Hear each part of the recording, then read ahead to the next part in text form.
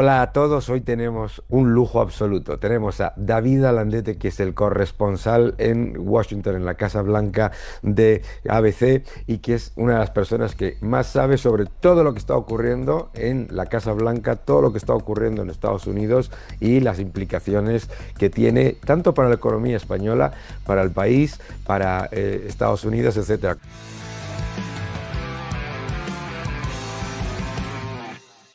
¿Cómo estás, David? ¿Qué tal? Encantado de estar contigo, Daniel, un placer.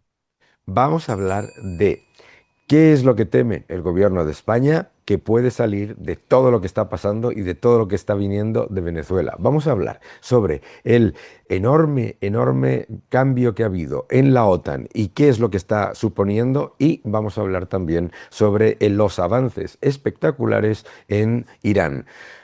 Empezamos por lo más, digamos, de última hora, ¿no? La cumbre de la OTAN. ¿Qué está pasando y qué es lo que ha sido? Un cambio que a mí me parece radical, ¿no? Lo último que hemos visto. Bueno, realmente lo que ha sucedido es que en preparativos de esa cumbre, en la que, como sabes, en la de La Haya que se hizo en el 2025, se pactó un aumento generalizado del compromiso de gasto del 3,5% al 5%, es un 5% del Producto Interior Bruto de todas las naciones que integran la OTAN en defensa. Entonces, este 5% en realidad es un 3,5% de gasto en defensa directo y el resto, un 1,5%, pues, de compromisos, capacitación. Y ahí, pues, por ejemplo, Italia ahí pone hasta gasto de puentes, ¿no? Pues porque los van a cruzar soldado. En fin, es un poco una horquilla que crece con compromisos generalizados. Ahí lo que ha cambiado, y eso lo dijo abiertamente el secretario general de la OTAN, Mark Rutte, en su visita al presidente Trump, es que gracias a las presiones de Trump ha habido un compromiso de aumento bastante pronunciado, ¿no? Con una excepción, y esa excepción es España. Esto está provocando cada vez una molestia mayor. Aquí en la Casa Blanca, Daniel, ya hemos normalizado palabras muy gruesas con respecto a aliados como España. Una de ellas le llamó espectáculo horroroso, dijo Trump. Horrible, ¿verdad? Sí, Lo lo dijo mismo. cuando vino, cuando estaba Rutte con el presidente Trump, ¿no? Ujú. Sí, sí, dijo, es un espectáculo horroroso, horror show. Eh, bueno, eh, yo lo decía en redes sociales, ¿no? Cuando salió esto, son palabras muy duras. Y yo creo que merecerían al menos algún tipo de reacción del gobierno español. No digo reacción de respuesta, sino intentar arreglar una relación bilateral que yo creo que más allá de los vaivenes políticos y de desavenencias puntuales ha sido una relación muy sólida y muy próspera, ¿no? Es decir, Estados Unidos y España han sido aliados en sentido económico, comercial, de inteligencia militar. La colaboración entre los cuerpos y fuerzas de seguridad del Estado es muy importante. Hay extradiciones constantes y cooperación entre la Policía Nacional y la Guardia Civil y su contraparte en Estados Unidos. La cooperación militar está claro. Hay comunidades en Rota, en Morón, que dependen de la presencia estadounidense allí. Pero es que el ejército de Estados Unidos protege también a España, como protege al resto de la OTAN. Es decir, ese es el sentido de la Alianza Atlántica. Lo que está sucediendo es que España se está convirtiendo en un miembro incómodo, señalado, un paria realmente. Y esto lo digo, cuando lo digo se me acusa de estar simplemente repitiendo lo que dice Trump. Y bueno, mi trabajo aquí como corresponsal es dar las claves de lo que dice el presidente de Estados Unidos, sea quien sea, y analizarlas. Pero es que esto también lo vino a decir de otra manera el secretario general de la OTAN, Mark Rutte, que es alguien muy educado, que se anda con... Normalmente tiene muchos remilgos. Daniel es un político, pues en este momento su trabajo es tener a Trump contento. Ya está claro, ¿no? Pero cuando yo le pregunté después de esta reunión aquí en la Casa Blanca sobre si está de acuerdo con el diagnóstico de Trump, Daniel no dijo que no. Claro. Él dijo que le parece que Sánchez se equivoca, que no están de acuerdo, que eso lo digo en secretario general de la OTAN sobre un país miembro como España, que tiene dos bases de uso compartido. Pues a mí me parece muy grave. Lo que pasa es que lo dices y parece o que estés defendiendo lo que dice Trump, que no es el caso, o atacando a Sánchez o defendiendo a Sánchez. Sí, sí. Pero realmente no es normal que dos aliados tengan este tipo de relación. Por ejemplo, pero algo mucho más suave en su crítica, ¿no?, de Trump con la primera ministra italiana, Giorgia Meloni, la semana pasada, que vino a decir que le suplicó una foto. Se montó una crisis bilateral que incluso se canceló una visita del ministro de Exteriores italiano y esto ha creado tensiones muy grandes que se solucionarán porque Roma y Washington son socios muy estrechos, ¿no, Daniel?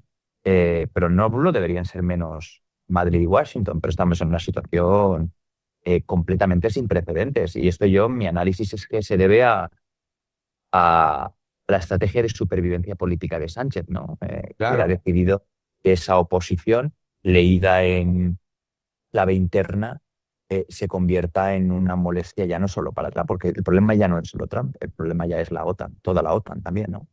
Sí, que por mantenerse en el poder y crear una narrativa que le permita escapar de los casos de corrupción diarios, etcétera, pues crea una crisis diplomática con enormes ramificaciones para toda España, para nuestras fuerzas y cuerpos de seguridad, para nuestros acuerdos a largo plazo, que además mucha gente no se da cuenta de lo difícil que luego es solventar, porque todos nos acordamos, por ejemplo, cuánto tiempo se tardó que se pudiese recuperar la relación por algo que fue muchísimo menor, que fue lo de Zapatero con respecto a a la bandera, con respecto a Estados Unidos. Esto es otra cosa completamente distinta, ¿no, David? Mira, fíjate, Zapatero provocó graves problemas, primero porque no se levantó de la bandera cuando era jefe de la oposición. Lo más grave tal vez fuera, y Daniel, la decisión unilateral de la retirada de las fuerzas españolas de Irak, que Sí. se respetaba, Bush lo respetaba, pero que se hiciera de un día para otro y sin avisar. Oye, los soldados, no sé, los soldados checos o polacos nos echaban plumas de gallina a los soldados que salían de Irak.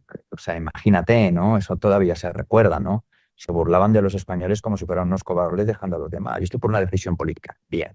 Hubo una reparación de las relaciones, no solo cuando llegó Rajoy, que la hubo, sino antes. Yo creo que ya había Antes. elementos dentro del zapaterismo o del socialismo que todavía resistía diversos instintos antiamericanos del zapaterismo por aguantar eso, ¿no? Y sobre todo porque la diplomacia española, la diplomacia de verdad, ¿no? Enviados de corte marcadamente político, como tenemos aquí en la embajadora que hay ahora y otros, se empezó a reparar esa relación. Pero claro, Daniel, ahora fíjate en esto. Si no se hubiera dado esa reparación, esa, ese reajuste, ¿no? No digo ya volver a esos tiempos de alianza Sí. tan estrecha que hubo durante José María Aznar, ¿no?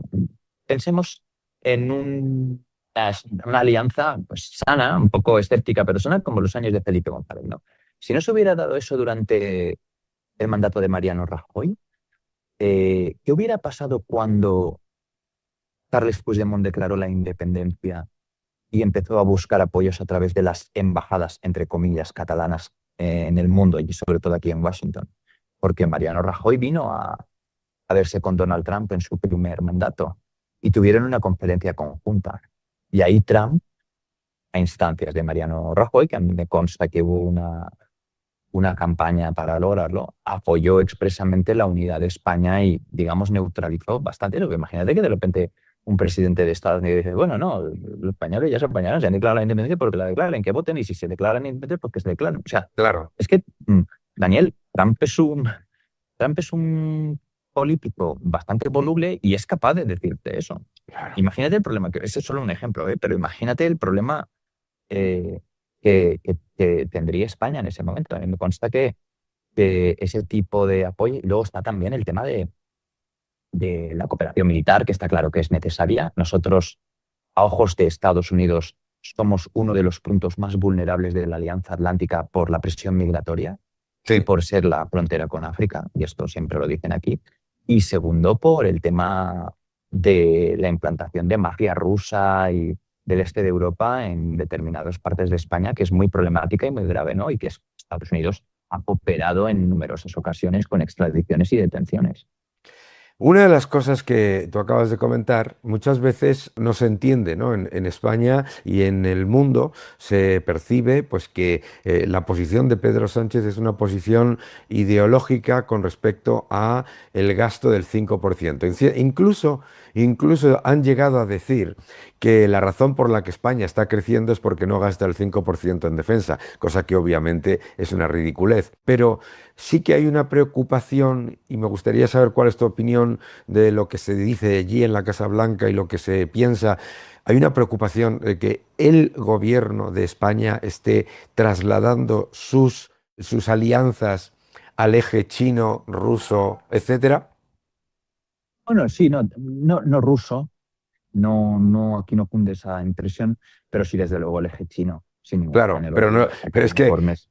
con todos mis respetos es que es lo mismo. Claro, o sea, Claro, acuérdate cuando Trump vuelve al despacho, va la primera noche, yo tuve la oportunidad porque entré ese día a la conferencia de prensa que tuvo y nos dijo que yo de que España era un país de los BRICS, mm, Brasil, Rusia, India, China.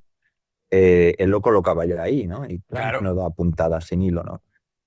Pero sí, yo creo que lo que más se percibe es una cercanía creciente del gobierno español a China por los muchos viajes que se dan por determinadas decisiones de dejar que entren en España en contratas pues, empresas como Huawei y por, claro, la labor de lobismo que aquí está clara y se detecta de José Luis Rodríguez Zapatero en nombre de China, ¿no? Trabaja Claro, para empresas chinas o para...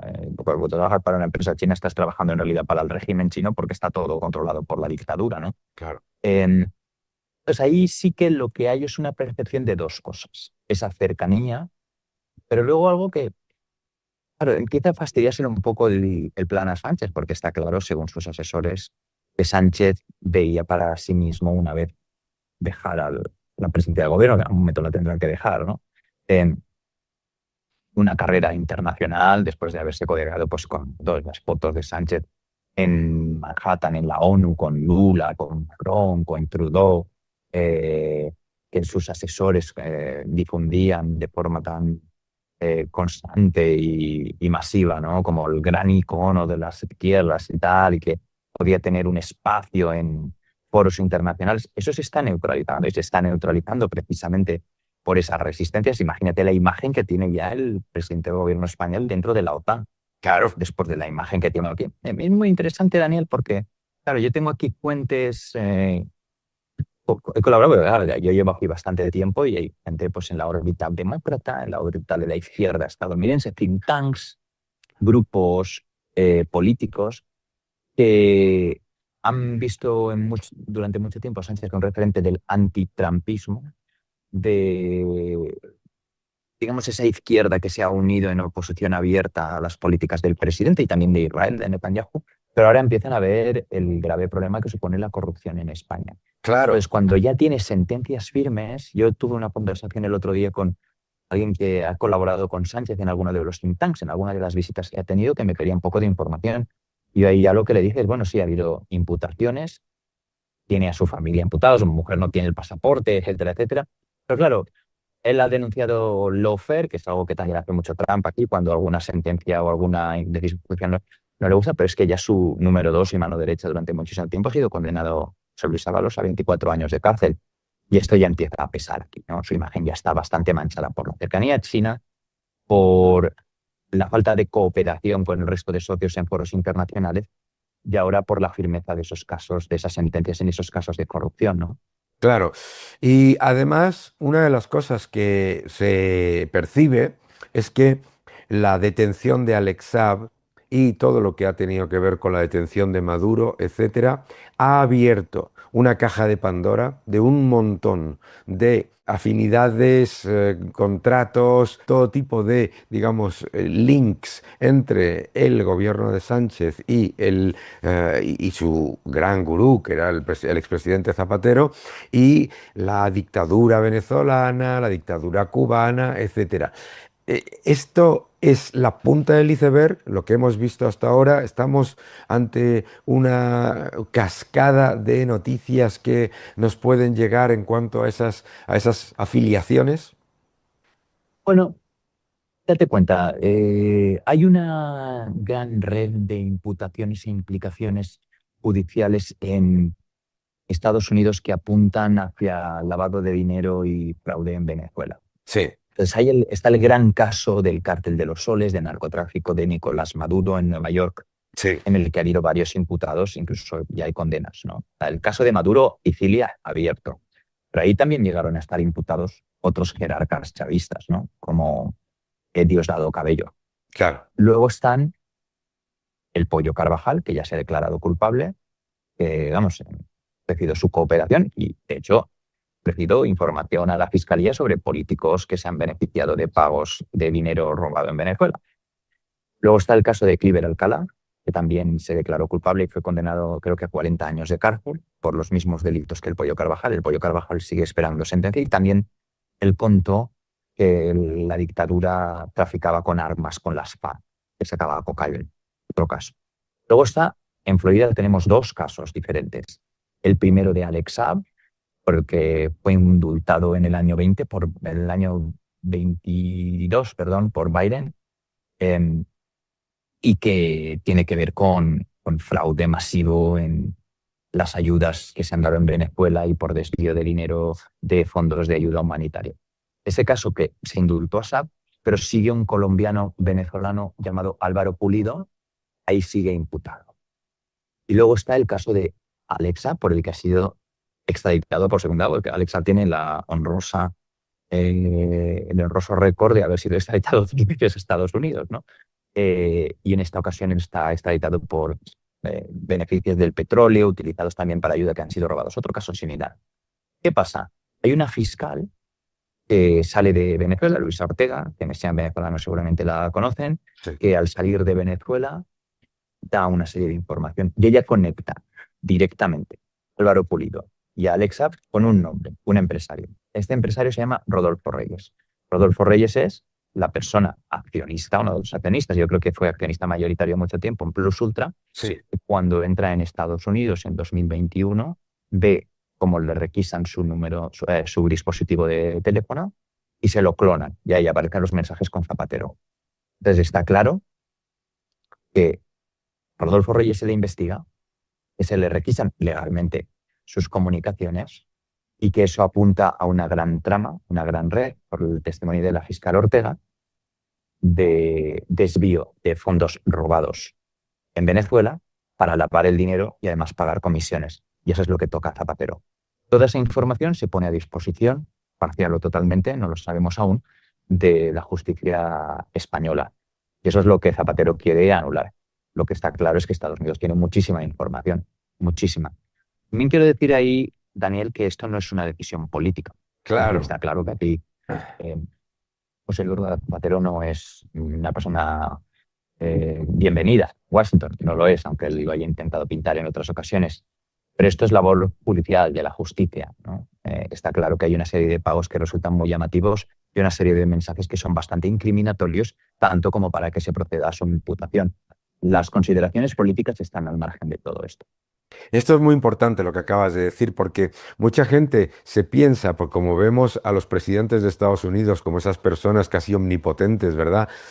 Que los que hacen y deshacen lo que dicen y hacen los jueces. Es exactamente lo contrario. Estados Unidos es el país en donde hay más separación de poderes y efectivamente la justicia, además, en muchos casos, son jueces que no tienen absolutamente nada que ver políticamente con el Partido Republicano, con el presidente Trump en muchísimos de los casos. Yo creo que esto es un elemento clave. Otro elemento clave es que toda esa utilización del dinero que entraba en Venezuela por venta de petróleo y que luego se blanqueaba o se lavaba por otro lado para enriquecer a toda una trama delictiva y corrupta, empezó siendo un elemento digamos, de corrupción a ser un elemento también de seguridad nacional, es decir, que se utilizaba un montón de ese dinero para la destrucción de economías, de democracias, etcétera, y es por lo menos muy llamativo, ¿eh? Ver cómo en el momento en el que se ha parado con todo ese reguero de dinero, cómo se ha parado también la financiación del terrorismo, la financiación de algunos partidos más radicales en Latinoamérica, etcétera. O sea que tiene muchas ramificaciones de seguridad nacional, ¿no? Y tiene muchas ramificaciones de amenaza de la seguridad nacional para Estados Unidos. Claro, Con la cooperación que vemos ahora entre Delcy Rodríguez y el presidente Donald Trump también ha permitido grandes golpes al Tren de Aragua, que Trump había identificado como una de las bandas criminales más peligrosas para Estados Unidos, ¿no? Al nivel de la mala salvatrucha, y los Latin Kings y todo lo demás, ¿no? Entonces ahí hay un elemento de control de esas bandas que permite pues, sancionar a la muerte del niño guerrero, que era el jefe de esa banda, gracias a la cooperación de Delcy, ¿no? claro. Entonces lo que sí que hay es que se considera y se establece que Maduro, junto con otros elementos del chavismo, y eso es la causa de narcoterrorismo que hay en el Distrito Sur de Nueva York, eh, se considera que ha estado facilitando además una estructura delictiva, criminal, de infiltración de Estados Unidos, y lo que sostiene el Pollo Carvajal en sus testimonios dentro de este mismo caso, ¿no? En otros países. Pollo Carvajal habla de compra de políticos para desestabilizar sistemas democráticos, ¿no? De influencia del dinero venezolano para invertir en partidos, pues, digámoslo claro, lo que el Pollo Carvajal apunta, como Podemos, ¿no? Claro. La formación de políticos en Venezuela, el pago de estructuras políticas por medio de pagadores interpuestos para asegurarse de que tienes a políticos pro-chavistas o pro-Maduro o pro lo que fuera en determinados sitios. No solo España, pero está claro que ahí hay una parte también de seguridad nacional para varios países. Pero claro, eh, dirán lo que quieran, pero tener dinero venezolano pagando la formación de partidos políticos y la formación de sus líderes en Venezuela y otros sitios, pues es bastante llamativo, ¿no? Arriesgado, como mínimo, para un sistema democrático, ¿no? Claramente. Además es que es muy llamativo verlo porque la utilización de todos esos fondos, no solamente para financiar a partidos, sino también para financiar la desestabilización de países como hemos visto en Chile, como hemos visto en Argentina, etcétera, ¿eh? Esas protestas no vienen de la nada, sino que están muy financiadas. Vamos a movernos al último punto porque sé que tienes muy poco tiempo y no sabes lo que te agradecemos el que participes en el canal para hablar de el avance en las negociaciones con Irán. Acabamos de escuchar al secretario de Estado, Marco Rubio, explicar cómo el tráfico en Hormuz es ya exactamente igual que era antes del principio de la guerra, que no tiene ningún tipo de control Irán, no está cobrando por el tráfico y además estamos viendo el petróleo corregir rápidamente por debajo de los niveles previos a la guerra y también la gasolina. ¿Crees que este factor y el cambio, desde luego un gran cambio, tanto en Venezuela como posiblemente en Cuba, son esenciales para las elecciones de medio término? Y cómo ves lo que está ocurriendo ahora mismo? A ver, claramente hay que hacer un análisis muy fino para darse cuenta un poco de qué está sucediendo con Irán y la posición del presidente Trump dentro de Estados Unidos.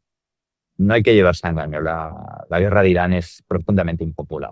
Sí, Trump pensó que estaría solucionada de forma rápida, no lo ha sido. Ha provocado un encarecimiento claro de varios bienes, sobre todo el combustible, y el presidente Trump ha tenido que acelerar una solución que para sus críticos, y son bastantes, cada vez más se parece a la solución de Obama hace una década, que él desarmó y neutralizó, ¿no? Con compromisos de Irán de que no se va a dotar de un arma nuclear, ahora puede parecer que tienen misiles balísticos. Está claro que hay una parte de éxito militar en que se ha claro. descabezado a la teocracia y se ha neutralizado sus defensas y demás. También es cierto que Irán ha podido minar el estrecho de Hormuz y ha descubierto que tiene un poder que antes sospechábamos que tenía, pero que ahora vemos claramente, ¿no? Eso es lo más llamativo. Claramente Trump busca que se olvide este tránsito amargo eh, por medio de otros éxitos, ¿no? Claro, Pues él piensa pero que Cuba puede ser un éxito rápido.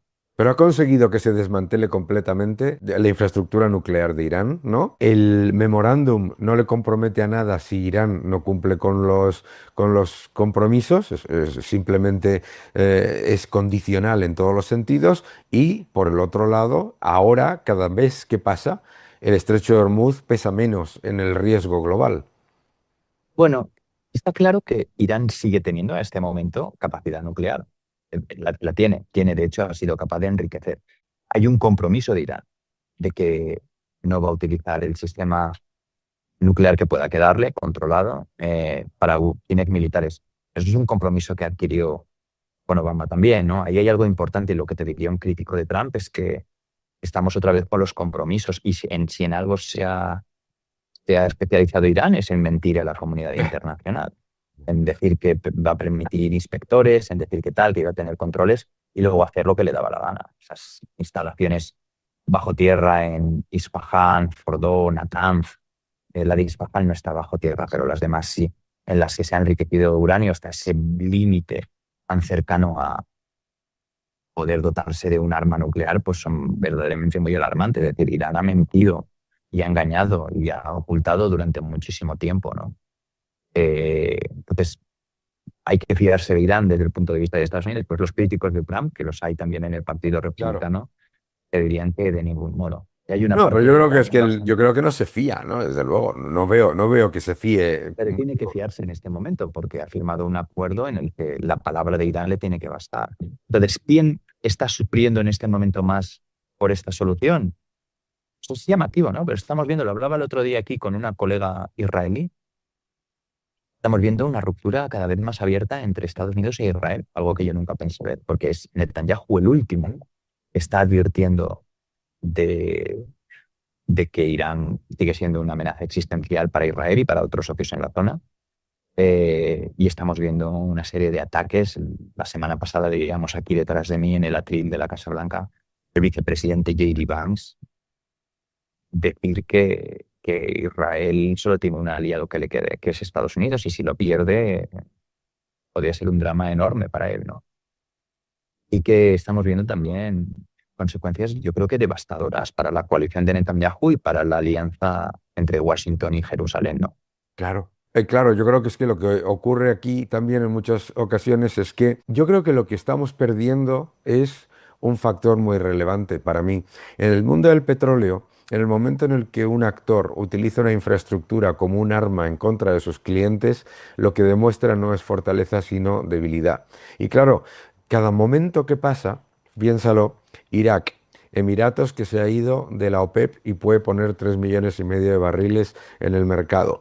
Arabia Saudí que puede meter otros 4 millones de barriles fuera de lo que tiene que ver con los canales del Estrecho de Hormuz. En realidad se ha conseguido que con este memorándum se reduzca el precio del petróleo, se reduzca el precio de la gasolina, Irán sea incapaz de cobrar por el paso por el estrecho y lo más importante es que para cuando termine el memorándum, es que para entonces el estrecho de Hormuz, como dice un amigo mío del sector petrolero, no servirá ni para hacer surf. Ujú. Eso es, Claro, se están buscando alternativas. Y en eso claro, Estados Unidos entonces yo tiene lo una que reacción creo muy es que rápida. no veo yo a la administración fiándose de Irán. Lo que están haciendo es Ganar tiempo. ganar ese tiempo y sabiendo que el tiempo juega a favor de Estados Unidos y no a favor de Irán. Lo que pasa es que, claro, el clash con un Israel que quería una solución definitiva, eso se ve que es un problema que puede generar riesgos a medio plazo. Nos quedan, que sé que estás muy mal de tiempo, 4 minutos. ¿Cómo ves el entorno de aquí a las elecciones de medio término? ¿Cuáles son los factores esenciales que van a llevar a las elecciones a ser, bueno, pues un cambio bueno, todos los presidentes, que yo sepa, casi todos los presidentes han perdido las elecciones de medio término, pero es verdad que estas tienen elementos esenciales. ¿Cuáles verías tú como los esenciales que pueden mover la aguja? Mira, Biden no perdió las de medio término. Llamativo, ¿eh? Las que se produjeron en el 22, la famosa ola republicana que se iba a producir no se produjo. y eso hizo que Biden se confiara y se volviera a presentar. Yo las veo en este momento mal para Trump, porque Sí. hay una gran polarización y por los resultados que hemos estado viendo en determinados bastiones demócratas, hay un marcado giro a la izquierda, muy, muy a la izquierda, mucho. Ah, Candidatos de corte socialista ganaron 3 en Nueva York, después de que el alcalde, pues, Ram Mandani, sea uno de los grandes referentes del socialismo abiertamente, ¿no?, democrático. Y tenemos un sistema de 2 partidos, pero hay facciones internas dentro de los Claro, partidos, ¿no? Entonces yo creo que Trump se prepara para tener 2 años de, como se dice aquí, pato cojo, ¿no? Que es la, la forma de gobernar de alguien que ya no tiene el control del Capitolio y tiene ya los meses en descuento, ¿no? También es cierto que Trump ha dado muestras de que tiene una gran voluntad de gobernar por decreto, cosa que aquí no es muy normal. Órdenes ejecutivas se firman y la separación de poderes es tan fuerte claro. que le garantiza al presidente poder hacer los decretos, pero poco más, porque puede ser marcado muy a corto por el Capitolio, ¿no?, que también tiene mucho poder, sobre todo en los presupuestos y en la política exterior, ¿no? Tiene Claro. capacidad de control. Em, Luego hay una parte que es la de si en realidad la oposición a Trump va a poder someterle de nuevo, como en su primer mandato, a procesos de impeachment. Claro. Yo no lo descarto, ¿no? Intentarán, ¿no? Puede ser. Van a Yo intentarlo creo que lo todo. intentarán. Será una distracción enorme para la administración. Yo viví los 2 procesos de impeachment de Trump aquí. Uno ya estaba casi estaba fuera, pero el primero paralizó la administración durante semanas y sentó las bases de aquella discordia que sigue con Ucrania, ¿no? Porque estuvo implicado Zelensky en aquel primer Sí. impeachment. Él le pidió a Zelensky que buscara información comprometida sobre el hijo de Biden en Ucrania, ¿no? Lo que alegaban los que le sometieron a ese proceso de juicio político. Y yo creo que los demócratas van a buscar todo lo que esté en su mano para votar al presidente bueno, arruinarle la presidencia, ¿no?, que es lo que quieren, ¿no? Claro. Los índices de popularidad ahora tampoco son muy buenos. Ujú. Cuando miras esas elecciones que ha habido en Estados Unidos, que hemos visto tanto en Nueva York, también en Seattle y en otras partes, es verdad que se ve en el Partido Demócrata un giro hacia la izquierda radical, hacia el socialismo sin la más mínima, digamos, sin el más mínimo disfraz, ¿no? ¿Crees que esa es la tendencia que va a prevalecer en el Partido Demócrata? Sí, sin ninguna duda. Está claro que el Partido Demócrata ha girado a la izquierda. Hay un candidato en Maine, Graham Platner, que es alguien marcadamente también de una izquierda muy populista.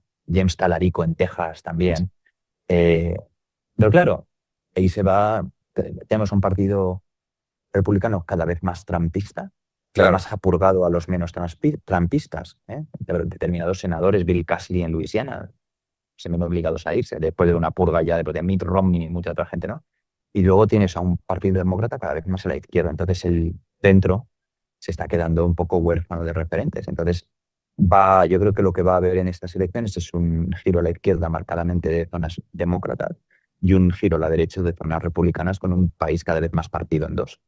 Claramente, ¿no? Claramente. Es muy interesante. Oye, David, no te vamos a quitar más tiempo porque sé que estás ya en tiempo de descuento, nunca mejor dicho. Y bueno, pues no podemos nada más que agradecerte tu tiempo, tus opiniones valiosísimas, tu visión desde dentro. Y ya sabes que cuando quieras, pues seguimos hablando. Oye, un fuerte abrazo y nada, seguid defendiendo la libertad. Muchísimas gracias, David. Gracias a ti, Daniel. Hasta luego. Abrazo.